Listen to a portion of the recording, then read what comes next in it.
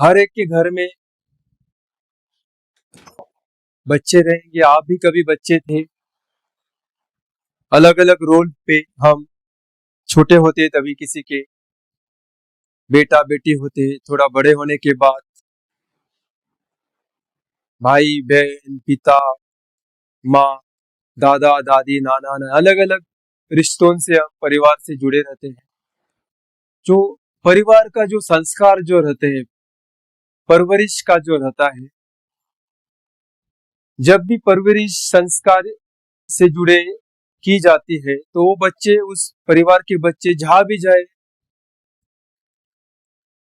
लोगों के तुरंत ध्यान में आते हैं और बोलते हैं कि अगर अच्छा परवरिश, उसने अच्छा बर्ताव किया तो देखो कितने उसके परिवार का कितना अच्छा संस्कार है। अगर वो बुरा बर्ताव करता है तो ये भी बोलते हैं लोग कि देखो इसके परिवार वालों ने कुछ सिखाया नहीं है।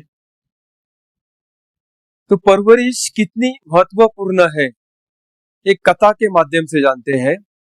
एक विजय नाम का लड़का था। एक दिन वो बोला अपने दोस्तों को, चार पांच दोस्त थे उसके, कि आज छुट्टी का दिन है, आज कुछ खाने के लिए बाहर जाते हैं। शहर में एक अच्छा होटल था, फेमस होटल था, क्यों ना आज वहां पर जाकर एक साथ कुछ खाना खाते हैं। और विजय और उसके साथी उस रेस्टोरेंट में जाते हैं, बैठ जाते हैं। रेस्टोरेंट काफी फेमस था तो भीड़ भी थी और छुट्टी का दिन था। तभी वहां पर एक बूढ़ी औरत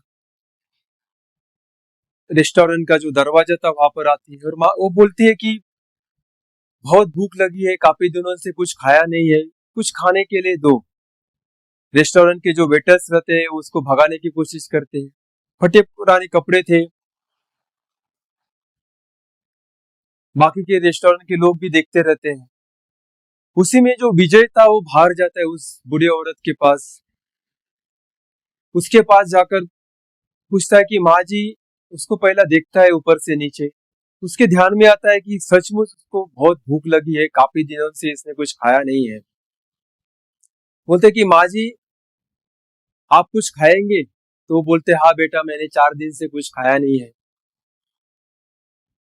तो विजय पूछता है कि आप लस्सी और पराठा खाएंगे? तो माँ जी बोलती है कि पेट में कुछ है ही नहीं, अगर लस्सी पराठा तू खिलाएगा तो भगवान तेरा भला करे। कि वो बोलती है कि मेरे पास पैसा नहीं है, मेरे पास खाली 10 रुपए है, वो मैं दे सकता हूँ। तो विजय बोलता है कि मैं पैसा नहीं मांग रहा हूँ। वो जाकर वेटर को बोलता है कि माँ जी के लिए जो उनको पराठा और लस्सी दी जाए।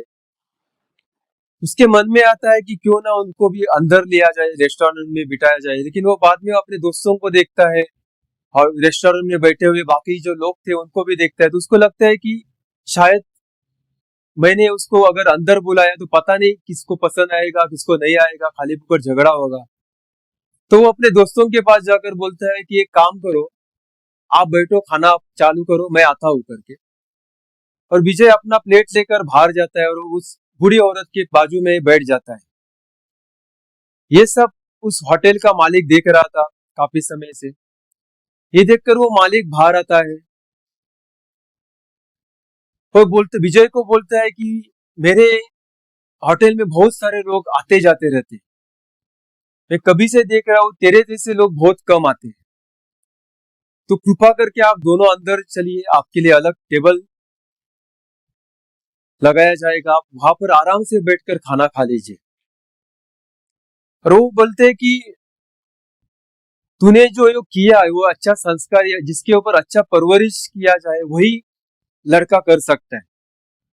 तो ये जो चीज है परवरिश का, अगर हम अपने परिवार में बच्चों के ऊपर जो परवरिश करते हैं, संस्कार करते हैं, वो कहीं भी जाए वो हाईलाइट होते ही है, चाहे अच्छा हो या बुरा हो। घर का जो वातावरण है ना वो बहुत इंपॉर्टेंट है, क्योंकि बच्चों को पता नहीं है। अगर घर के वातावरण में झगड़े चालू है, ईर्ष्या चालू है, एक दूसरे के प्रति गॉसिप चालू है, तो बच्चा वही लेगा, क्योंकि वो उनके आइडियल रहते हैं। पहले बच्चों को घर के जो बड़े हैं उनके हीरो रहते हैं। जैसे जैसे बच्चे बड़े हो जाते हैं, स्कूल कॉलेज में जाते हैं, तो उसका सर्कल चेंज हो जाता है। तो पेरेंट लोगों का ये भी जरूरी है कि वो किसके साथ जुड़ रहे हैं। हम क्या करते हैं, समझो कोई फेमस व्यक्ति का बेटा रहेगा, बेटी रहेगी, और अपना बेटा या बेटी उसकी अगर फ्रेंड हो गई, तो हमको लगता है अरे देखो मेरे बेटी का ये फ्रेंड है। हम हमें गर्व लगता है, लेकिन हम ये नहीं देखते कि उसकी आदतें क्या है, क्योंकि वो कभी उसकी आदतें अपनाएगा हमको पता भी नहीं चलेगा। तो ध्यान होना जरूरी है बच्चों के ऊपर, वो किसके साथ उठबस कर रहे हैं, किसके साथ दोस्ती कर रहे हैं। खाली बड़ा पैसा होने से कोई बड़ा नहीं होता है, वो परिवार बड़ा हो लेकिन उसके बच्चों के ऊपर क्या संस्कार है वो पता नहीं। क्योंकि जैसे जैसे बच्चे बड़े हो जाते हैं तो मैक्सिमम टाइम तो उनके दोस्त लोगों के साथ स्कूल कॉलेज में रहते हैं, तो घर में उनका वो डिस्टेंस बढ़ना शुरू हो जाता है। और उसने पहला क्या किया, खाली बाहर जाकर उसको बोला नहीं, उसको ऑब्जर्व किया, वो लेडी को ऑब्जर्व किया। उसके बाद उसने पूछा कि माँ जी आप कुछ खाएंगे, क्योंकि आजू बाजू में ड्रामा करने वाले लोग भी बहुत हैं। तो उसके ऊपर वो भी संस्कार है कि सामने वाले को कैसे पहचानना चाहिए। आपने देखा रहेगा कोई मूवी में दिखाते हैं कि भिखारी का रोल हाथ पांव तोड़ के भी फोल्ड करके, अलग अलग ड्रामा वाले भी लोग हैं। तो उसने उसको पहचाना कि सचमुच इसको जरूरत है, वो भी जरूर है। अवेयरनेस बच्चों को लाना जरूरी है कि क्या सही है क्या गलत है। ऐसे नहीं कि किसी के प्रति इसको जरूरत नहीं, कोरोना आ गए और फंस जाए। बच्चे ने वही देखा कि ये सचमुच ड्रामा कर रही है कि इसको कुछ खाया नहीं है सच में, तो वो भी मतलब बड़ों का रोल क्या होता है कि कैसे उसको समझे, देखो, क्योंकि आगे जाकर वो माहौल और खराब होने वाला है। जब ये एआई का जमाना है, अभी तो चालू हो गया आर्टिफिशियल इंटेलिजेंस का, रोबोट आ जाएंगे, 10,000 का काम 10 रोबोट करना शुरू करेंगे तो कितना बेकार है। तो ये सब ड्रामा बहुत बड़े हैं।